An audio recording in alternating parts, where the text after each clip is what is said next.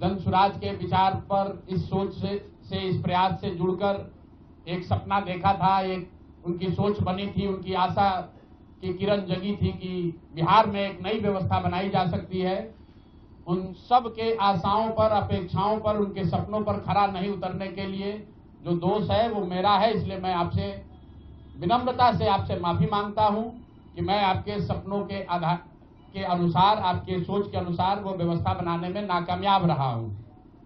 और प्रायश्चित के तौर पर मैं आज से 2 दिन के बाद 20 तारीख को गांधी भितिहरवा आश्रम में, जो रास्ता गांधी जी ने बताया है, मैं अपने लोगों को, बिहार के लोगों को ये नहीं समझा पाया कि किस बात पर उनको वोट देना चाहिए, क्यों उनको नई व्यवस्था बनानी चाहिए। तो प्रायश्चित के तौर पर मैं अपने से भितिहरवा आश्रम में 1 दिन का उपवास, मौन उपवास रखूंगा। जो भी जन सुराज के साथी हैं वो जहां पर हैं वहां अगर वो समझते हैं कि हम लोग के प्रयास में, सोच में जो कमी रह गई उसको सुधार के लिए प्रायश्चित के तौर पर हम लोग 1 दिन का सामूहिक उपवास रखेंगे। मैं खुद भितिहरवा, गांधी आश्रम भितिहरवा में रहूंगा।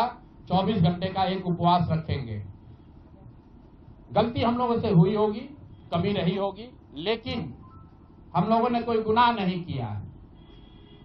गलती हो सकती है, गुनाह नहीं है। वोट नहीं मिलना गुनाह नहीं है। मैं बिहार की जनता के सामने अपने साथियों के साथ बिल्कुल सर उठा के ये कह सकता हूं कि हम लोगों ने गुनाह नहीं किया। जिस बिहार में पिछले 30-35 साल से सिर्फ जाति की राजनीति हुई है, वहां पर इस समाज में जातियों का जहर फैलाने का गुनाह नहीं किया है। हम लोगों ने बिहार में हिंदू मुस्लिम की राजनीति नहीं की है, लोगों को धर्म के नाम पर बांटने का गुनाह नहीं किया है। हम लोगों ने बिहार की गरीब जनता को, भोले वाले लोगों को पैसा देकर उनका वोट खरीदने का गुनाह नहीं किया है। जिन लोगों ने ये गुनाह किया होगा, अगर वो आज जीत भी गए हैं तो उनको उसका हिसाब देना ही पड़ेगा। वो आज दे या कल दे, वो होगा ही होगा।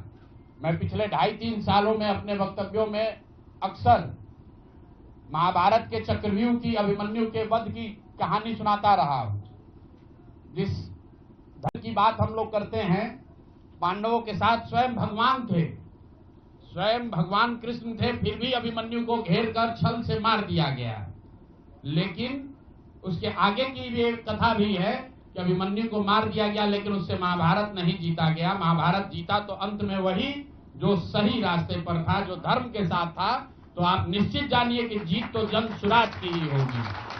आज जरूर धक्का लगा है और उसके लिए जो कुछ भी कमी है उसको सुधारा जाएगा और उतनी ही ताकत से फिर खड़े होंगे।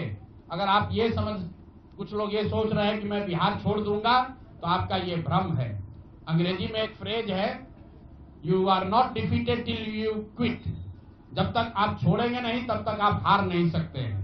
तो प्रशांत किशोर की और जन सुराज में मेरे साथ जुड़े हुए साथियों की बिहार सुधारने की जो जिद है, उस जिद के सामने दूसरा कुछ भी इस जीवन में नहीं है। उस जिद से पीछे हटने वाले नहीं हैं। पूरी ताकत से, पूरी ईमानदारी से।